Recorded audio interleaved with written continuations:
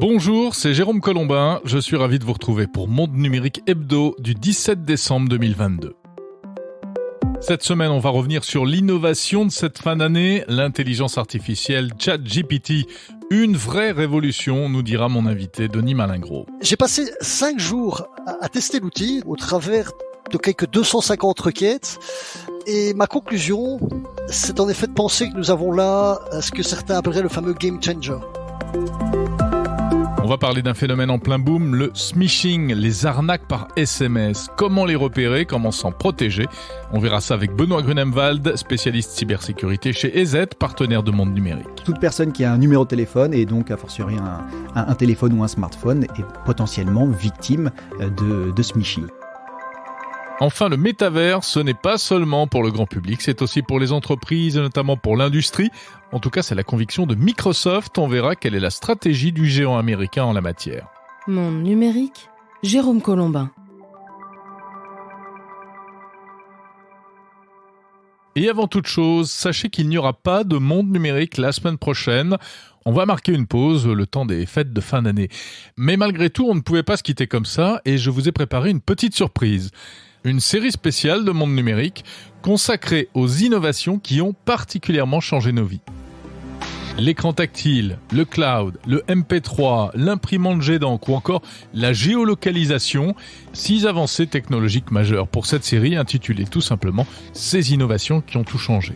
On reviendra dessus en détail avec des spécialistes. Vous entendrez notamment Luc Julia, l'inventeur de Siri, le journaliste Olivier Frigara ou encore Lionel Costa du Labo Fnac qui nous expliqueront en détail comment ces innovations ont changé nos vies. Le cloud a eu beaucoup de gens qui étaient très intéressés à partir du moment où effectivement on pouvait commencer à stocker les photos. Il faut se souvenir qu'à l'origine les smartphones étaient tactiles mais nécessitaient l'usage souvent d'un stylet. On pouvait se dire de l'espace, on me dit où je suis sur la planète Terre. Il y a un petit côté, nous sommes tout petits dans ce monde-là. Une série exceptionnelle donc pour la fin de l'année, en partenariat avec la marque Epson. Et comme c'est exceptionnel, eh bien la diffusion le sera également puisque les 6 épisodes seront mis en ligne tous en même temps le 23 décembre, juste avant Noël. Rendez-vous donc vendredi prochain pour découvrir ces innovations qui ont tout changé.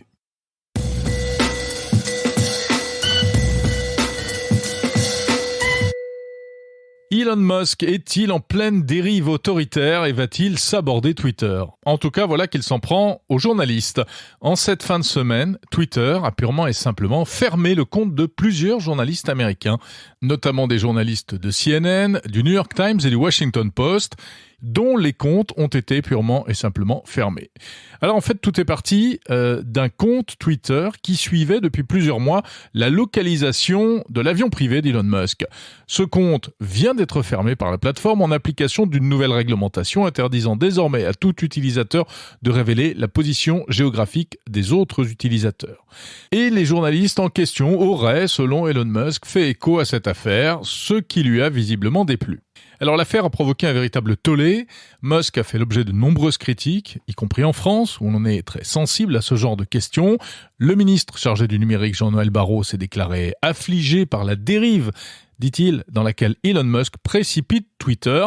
L'Union européenne évoque de possibles sanctions et beaucoup crient à la dérive autoritaire du patron de Tesla, qui aurait donc une conception bien à lui de la liberté d'expression dont il se prétend le héros. Il faut dire qu'Elon Musk fait partie de ces grands patrons américains qui ont pas mal de ressentiment à l'égard de la presse pour différentes raisons. Et il faut dire aussi qu'en début de semaine, il avait déjà dissous le Conseil de confiance et de sécurité, un organe interne au sein de Twitter constitué d'experts chargés d'étudier, de définir la politique de modération de l'entreprise. Il y a donc clairement une volonté de faire table rase du passé. La question est de savoir jusqu'où cela va aller, cette histoire-là. Le comportement d'Elon Musk paraît pour l'instant assez erratique. On se demande s'il y a un véritable dessein cohérent derrière ou si cela procède purement et simplement du despotisme caractériel. À noter que la presse n'est pas seule dans le collimateur. Twitter a également mis fin au compte officiel de la plateforme concurrente de Twitter. Il s'agissait du compte de la société Mastodon. La question derrière tout ça, c'est celle du devenir de Twitter, à plus ou moins long terme. Va-t-on vers un réseau qui sera soumis à la censure d'un seul homme, ou bien est-ce juste un coup d'éclat parmi d'autres pour maintenir l'attention et poursuivre l'électrochoc qu'il a entamé depuis son arrivée? En tout cas, en interne, Twitter continue sa transformation vers une nouvelle version 2.0. Principale mesure annoncée, l'allongement de la longueur des tweets de 280 à 4000 caractères par message. Une vraie petite révolution qui pourrait changer fortement l'allure générale du réseau. Twitter, plateforme de microblogging, va-t-il devenir une plateforme de blogging à part entière ? 4000 caractères, c'est l'équivalent d'un long article. En fait, ça permettrait d'éviter les threads, ces fils de tweets postés par un utilisateur, par exemple, pour développer un sujet en particulier. Mais surtout, avec 4000 caractères, Twitter se poserait en concurrent de Facebook et aussi du réseau professionnel LinkedIn. Pour mémoire, initialement, les tweets faisaient 140 caractères au début, c'est-à-dire la taille d'un SMS, puis ils sont passés à 280 caractères en 2017. Petite révolution à l'époque qui avait suscité d'ailleurs beaucoup d'inquiétudes, et puis finalement tout le monde s'y est fait, et on n'imagine pas aujourd'hui revenir en arrière.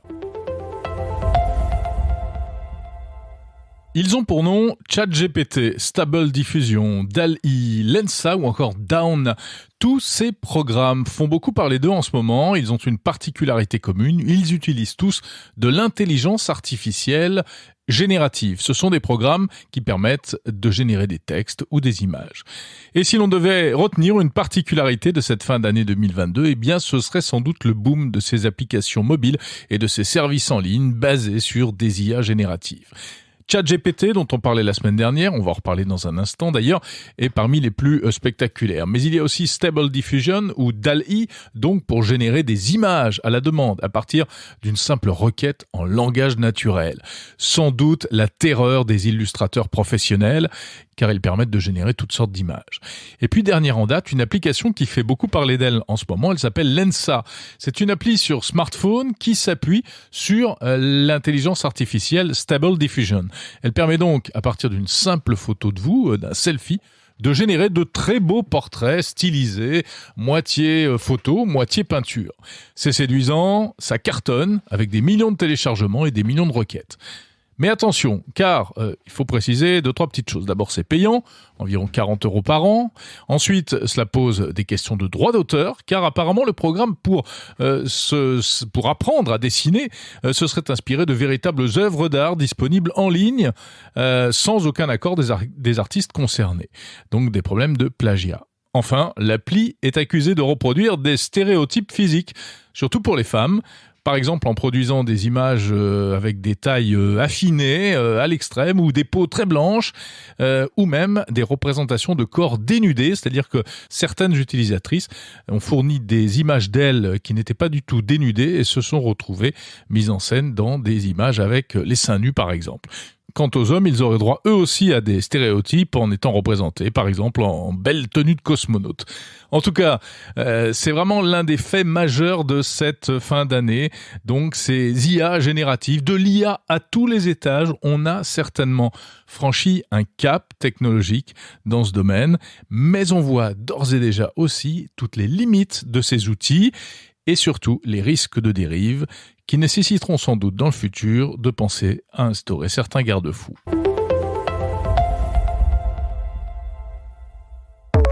Monde numérique.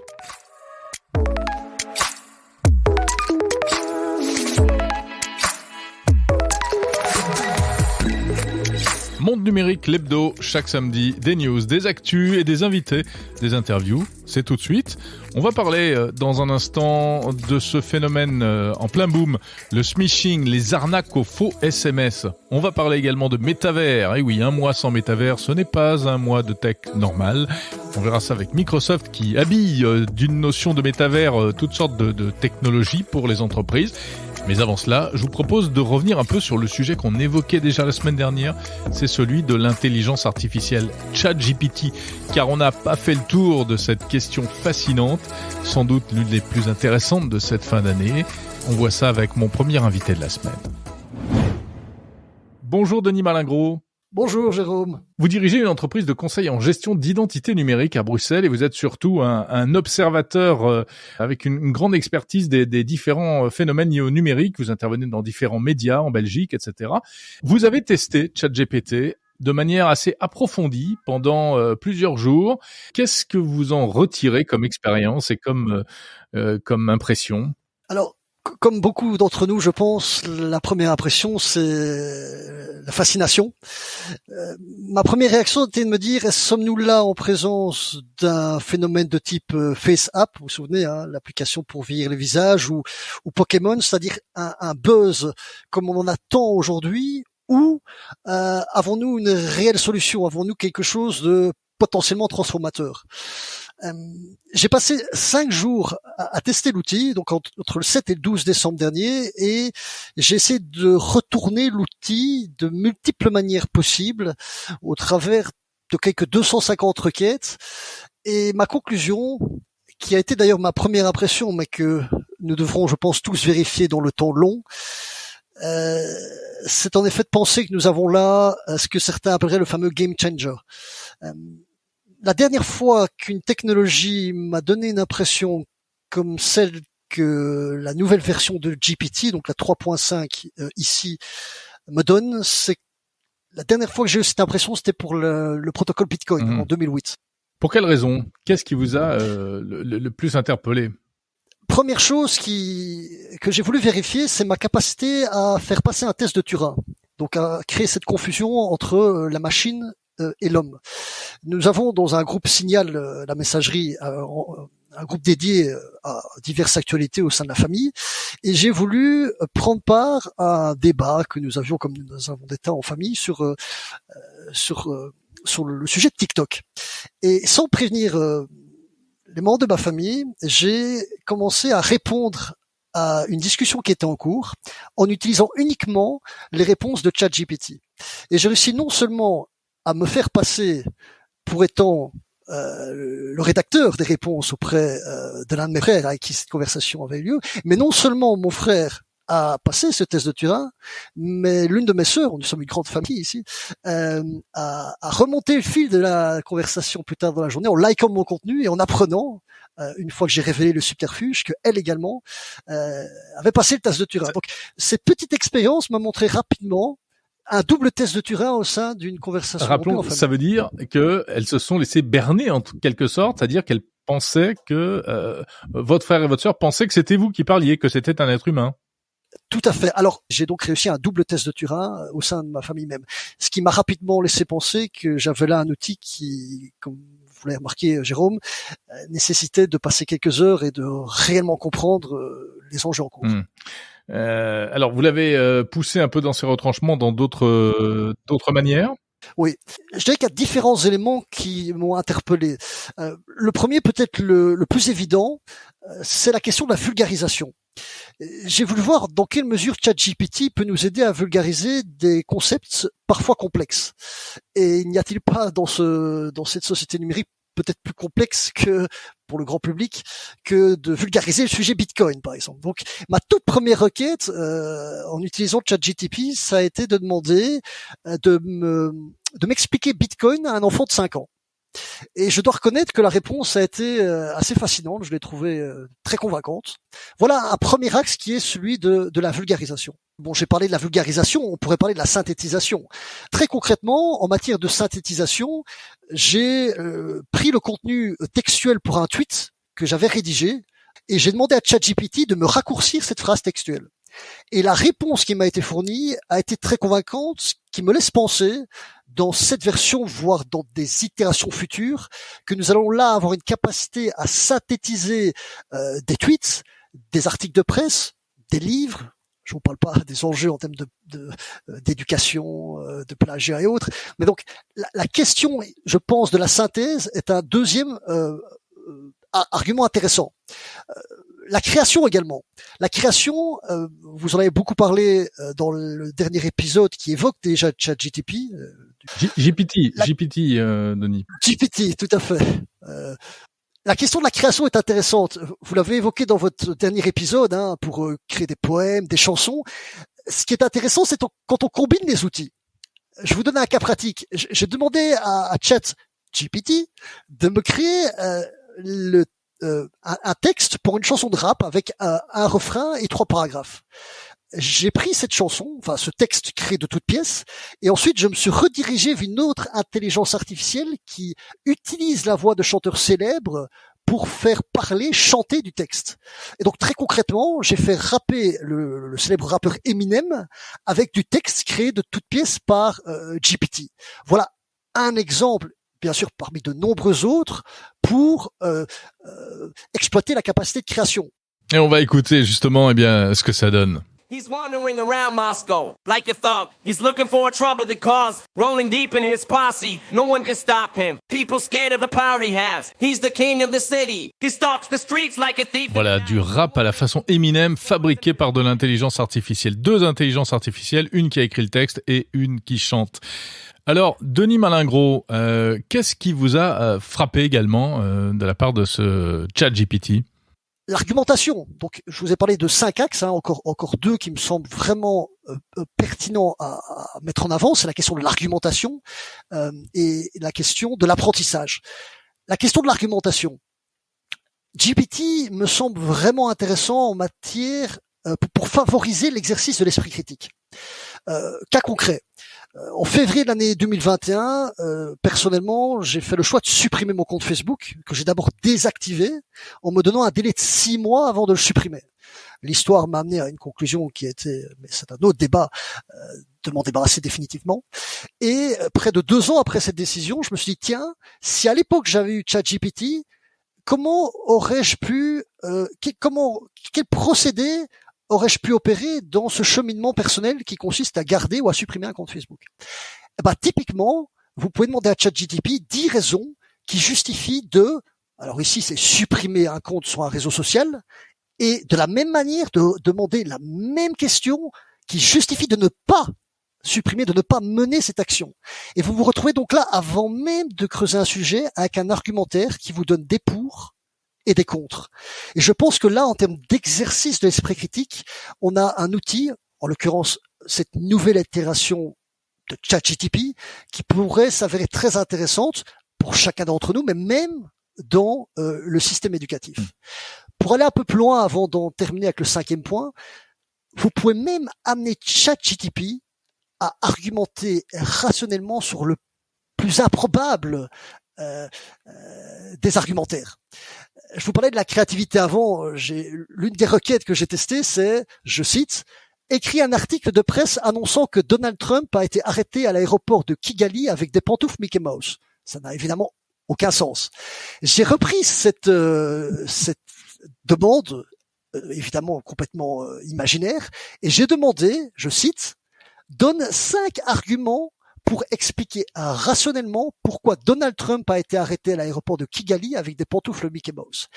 Quand vous demandez à la machine d'argumenter sur quelque chose d'aussi farfelu, il est capable de vous parler des lois en vigueur au Rwanda, des questions de contrefaçon et d'utilisation de produits sous licence, ce qui est quand même absolument stupéfiant.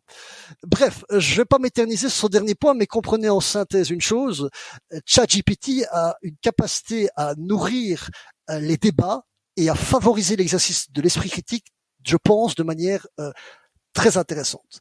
Alors c'est intéressant parce que selon vous, avant de parler d'effets pervers et de risques, on peut envisager d'ores et déjà presque un côté positif, une espèce de confrontation intellectuelle avec cette intelligence artificielle pour arriver à finalement mieux s'en protéger aussi. Donc c'est plutôt positif. Alors je crois que c'est pas tout, Denis Malingro, vous avez également, pour vous, il y a aussi une dimension apprentissage. Je pense que ChatGPT peut nous aider pour apprendre de nouvelles choses. 3 exemples que j'ai testés à titre personnel, c'est l'apprentissage de nouveaux vocabulaires. En tant qu'amoureux de la langue française, en tant que bibliovore, j'aime toujours chasser les nouveaux mots. Typiquement, vous pouvez demander au quotidien, voire même l'automatiser, à ChatGPT de vous fournir un nouveau mot de vocabulaire dans une langue donnée avec sa définition. Ou mieux encore, vous pouvez essayer de creuser les méandres de l'histoire, notre histoire commune au sein d'un pays, mais aussi de l'histoire lointaine. Par exemple, le 7 décembre, j'ai testé la requête suivante. Que s'est-il passé? Donc j'ai pris la date du jour, le 7 décembre. Ensuite, j'ai pris une année au hasard, 1592. Et puis j'ai pris un pays au hasard, l'Ouganda. Que s'est-il passé le 7 décembre 1592 en Ouganda? Et vous retrouvez, certes avec une requête tout à fait exotique, vous allez récupérer là une information qui va vous permettre d'avancer dans le domaine de l'apprentissage. Voilà, je ne vais pas aller plus loin, mais comme vous voyez, ces 5 angles, parmi d'autres, laissent penser, mais seul le temps et le recul nous permettront d'y répondre, que nous avons là une itération technologique d'importance. Merci beaucoup, Denis Malingros, observateur avisé et au regard aiguisé sur toutes les technologies numériques et leur impact sur les sociétés. Vous étiez en ligne avec nous depuis Bruxelles. Merci.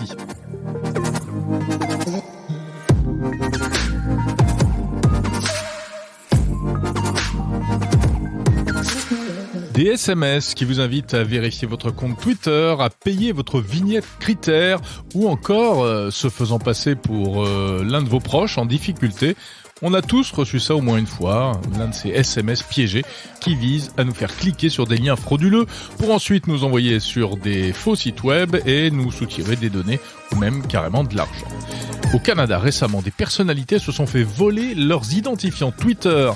Et ensuite, cela a donné lieu à des escroqueries pour tromper d'autres internautes. Le smishing est un phénomène en plein boom, même s'il n'est pas nouveau. On en parle tout de suite avec notre partenaire cybersécurité.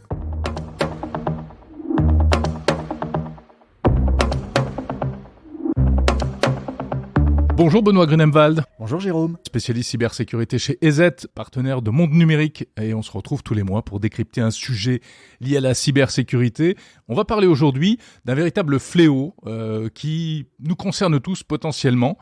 Ce sont ces SMS piégés que l'on reçoit, on a l'impression de plus en plus en ce moment. Ça s'appelle du smishing. Alors tout d'abord, c'est un phénomène qui n'est pas nouveau, le smishing. Nous avons repéré le premier terme smishing dans nos recherches à partir de 2010. Il semblerait même que le terme existe depuis 2006.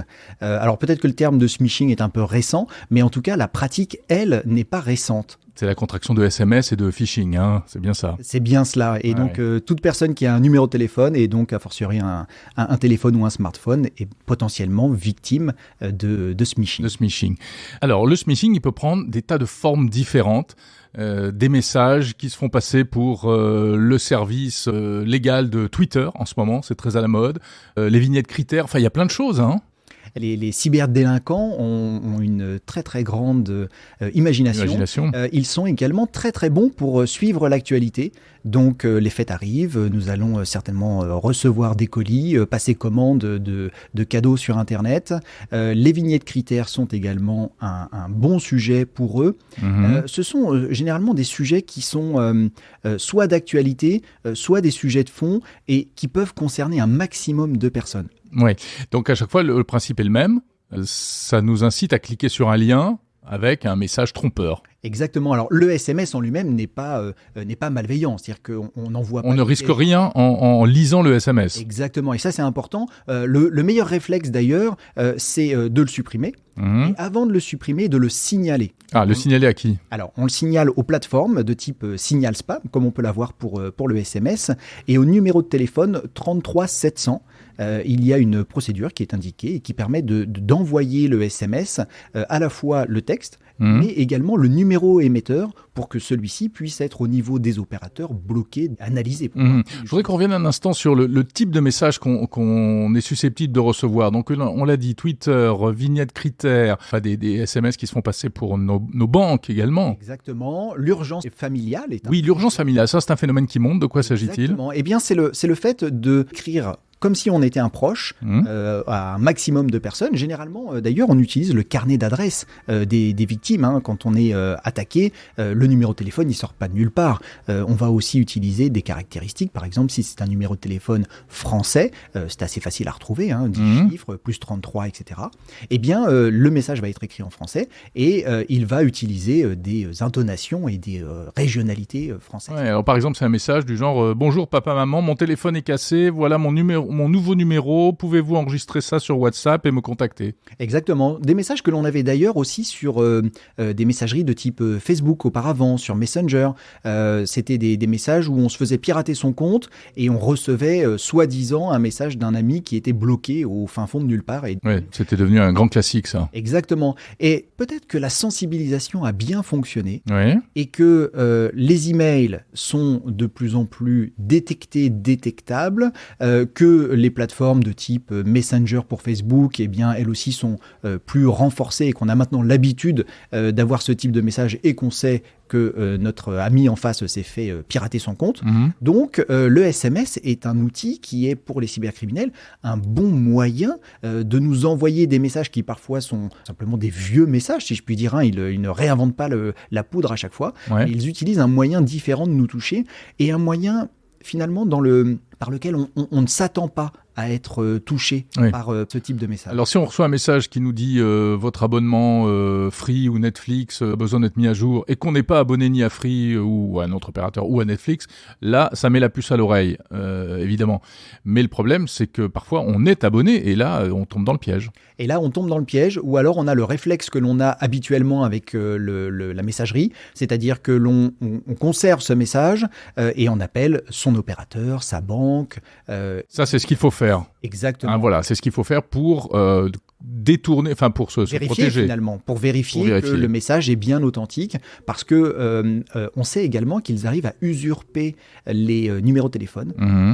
Et ou à utiliser des numéros courts. C'est-à-dire que si vous recevez un email qui vient d'une adresse que vous ne connaissez pas ou qui a l'air bizarre, ou le nom, ce n'est pas un .gouv.fr par exemple, eh bien vous êtes capable de le repérer. Alors qu'aujourd'hui, quand on reçoit des emails de livraison de colis ou de promotion, eh bien le numéro de l'appelant est un numéro de machine. Généralement, c'est 4-5 chiffres, c'est pas du tout un numéro de téléphone d'une personne. Et donc, quand un message de ce type-là arrive pour nous dire que il faut que l'on mette à jour notre vignette critère ou que on a une option pour du CPF, eh bien dans ce cas-là, ça vient souvent et ça ne va pas nous choquer que ça vienne entre guillemets d'une machine. Un mot, Benoît Grunemwald, de toute l'infrastructure qui est mise en place quand même par ces pirates. Création du SMS, etc. Puis derrière, il faut que ça suive aussi. Complètement, il faut que ça aille sur des sites internet. Et on le voit, nous, dans les rapports que l'on mène chaque mois, que le nombre de sites internet piratés et donc utilisés à des fins autres que celui pour lequel il a été créé, eh bien, est en forte hausse. Et ça sert à héberger notamment les pages sur lesquelles on va aller quand on va cliquer depuis un SMS ou un email d'hameçonnage pour récupérer un vrai formulaire qui va récupérer nos données. Merci Benoît Grunemwald, spécialiste cybersécurité chez EZ. Et j'en profite, pour vous annoncer que, petit cadeau de Noël, EZ vous offre des licences gratuites pour utiliser son logiciel pendant 1 an, licence d'une valeur de 60 €. J'ai 5 licences à vous offrir. Pour les gagner, c'est très simple. Vous allez sur le site mondenumérique.info, vous m'envoyez un petit mail via le formulaire de contact et les 5 premiers, se verront adresser l'une de ces licences. Merci Benoît. Merci à vous.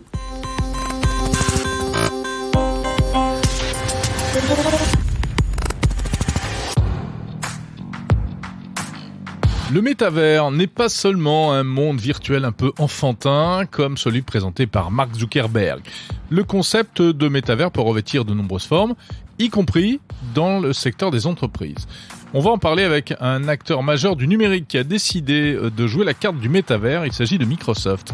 La firme américaine a organisé cette semaine à Paris un événement destiné aux professionnels consacré au métavers, car le métavers, Microsoft aussi s'y met, quitte à rebaptiser métavers des choses qui existaient déjà avant, comme le casque HoloLens.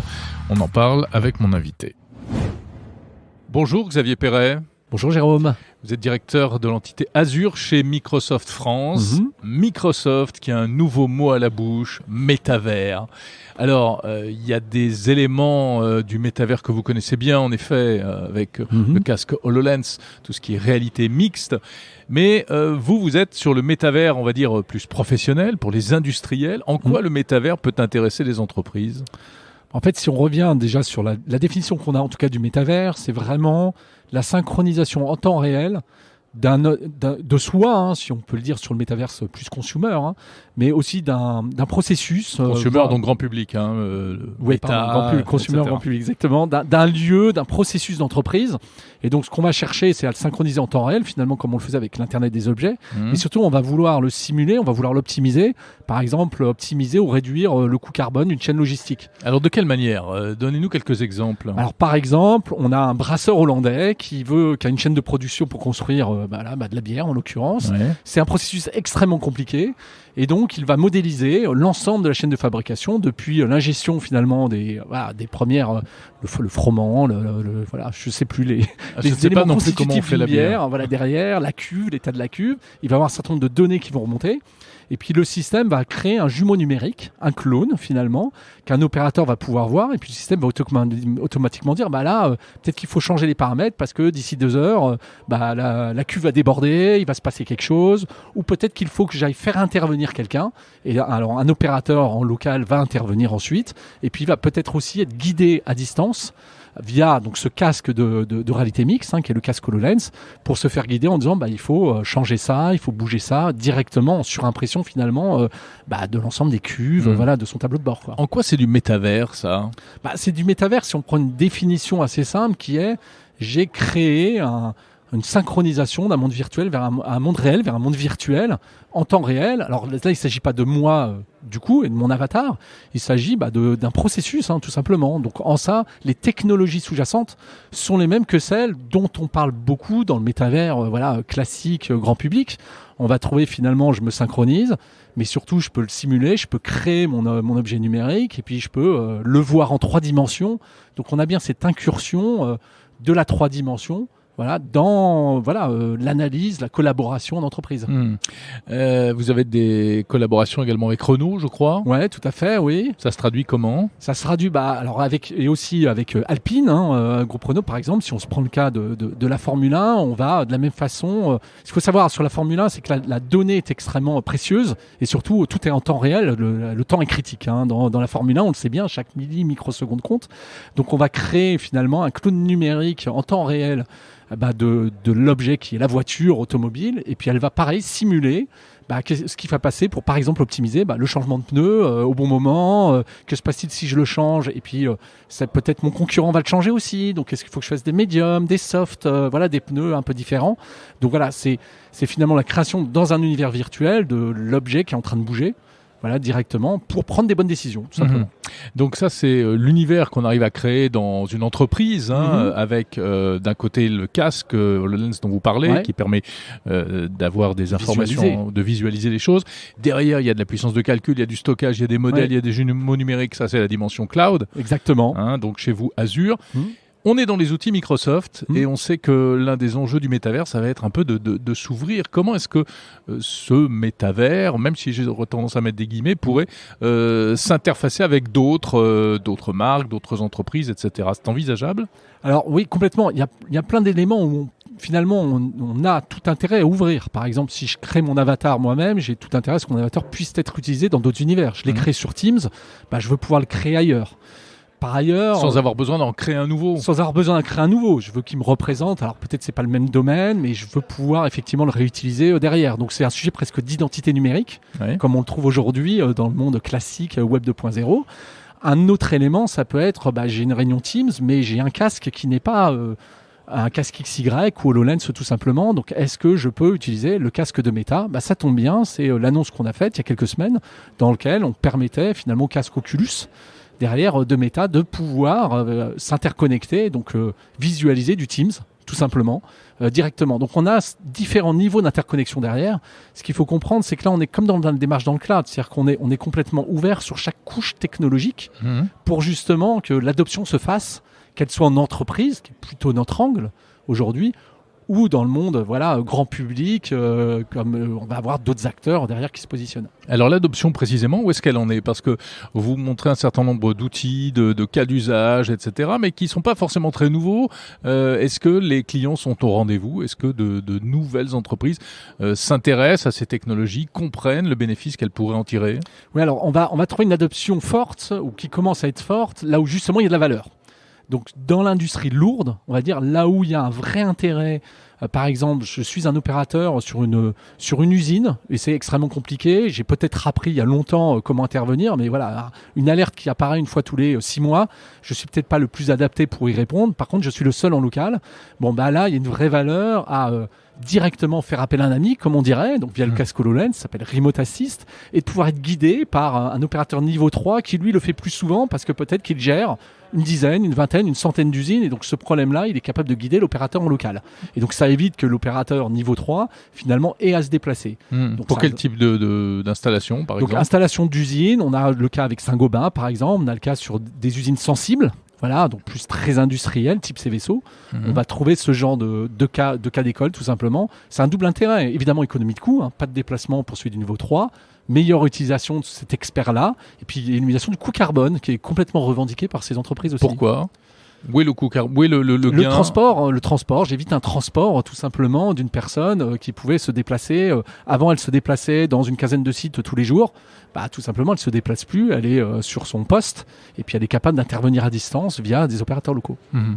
Y a une question alors qui est un peu liée à tout ça, c'est celle des données personnelles et la protection des données personnelles, notamment des données des entreprises, avec derrière la question de la souveraineté numérique, c'est un sujet sensible. Microsoft reste une entreprise américaine. Est-ce que vos clients ne sont pas un peu effarouchés par ça ? Beaucoup de clients français n'ont pas forcément envie aujourd'hui de s'ouvrir à des grands opérateurs américains. Non, alors il y a une vraie sensibilité en France, c'est pas le seul pays d'ailleurs, sur les données personnelles, et c'est légitime, et tant mieux d'ailleurs là-dessus. Donc nous on a des réponses là-dessus tout simplement. Nos clouds sont donc en France depuis déjà 4-5 ans derrière. Donc on a des régions, la région France et un ensemble de data centers en France. On a des engagements extrêmement forts pour que les données ne sortent pas de France puisque vous décidez où vous mettez vos données, mais aussi de l'Union européenne, c'est-à-dire l'ensemble des services sur Azure où vous allez utiliser le moindre service en fait d'authentification derrière, c'est peut-être un autre service pour un service annexe, etc., restera en Europe. Donc les données ne sortiront pas de la zone européenne. Elles ne sortiront pas de l'Europe, mais est-ce qu'elles seront concernées par les lois extraterritoriales américaines, le Cloud Act, le Patriot Act ? La plupart de nos clients n'ont pas ce besoin-là. Le marché du cloud continue à progresser parce qu'il y a une vraie innovation. Il y a une vraie réduction carbone d'ailleurs de passer au cloud.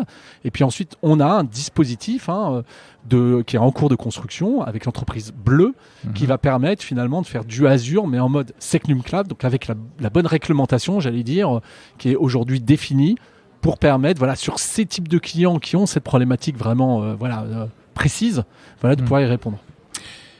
On avait dit à un moment que HoloLens avait peut-être un peu de plomb dans l'aile. Comment va le casque HoloLens ? Est-ce qu'il est toujours parmi les priorités de Microsoft aujourd'hui ? Il l'est toujours, c'est-à-dire que pour répondre à votre question, les use cases, les cas concrets d'application dont on a parlé, de pouvoir simuler des processus, pouvoir simuler d'une certaine façon, de faire de l'assistance à distance, restent des priorités parce qu'ils ont une vraie valeur sur les entreprises. Après, est-ce que c'est via un dispositif de type HoloLens ? Oui. Est-ce que c'est via d'autres dispositifs de casque, voire directement depuis mon téléphone ? Oui aussi. On a un enjeu aujourd'hui de pouvoir finalement faire cette expérience-là aussi sur plein d'autres devices derrière. En revanche, effectivement, la technologie sous-jacente, c'est celle du cloud. Derrière, sur Azure, donc on va trouver plein de produits pour ancrer l'objet dans l'espace, etc. Ce sont des grosses priorités évidemment chez Microsoft. Ouais. Ce qui veut dire que de toute manière, le chemin du métavers, pour reprendre le mot du point de départ, il est tracé, c'est sûr, mais ce ne sera pas forcément avec le casque HoloLens qui était un peu là pour ouvrir la voie en fait. Il est toujours là, il est là aussi pour ouvrir la voie, mais on est il n'a pas vraiment d'équivalent pour l'instant. Il y a d'autres cas. Il y a d'autres cas d'école. Il est probable qu'un jour aussi le métaverse grand public, probablement suscite de l'adoption sur certaines générations.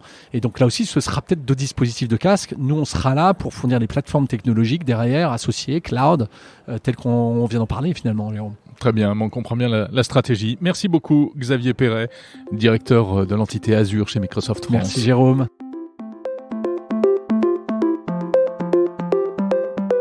C'est la fin de Monde Numérique, l'hebdo numéro 72.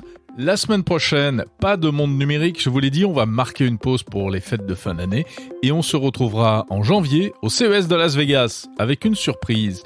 Une surprise, oui, vous pourrez bientôt écouter Monde Numérique d'une autre manière.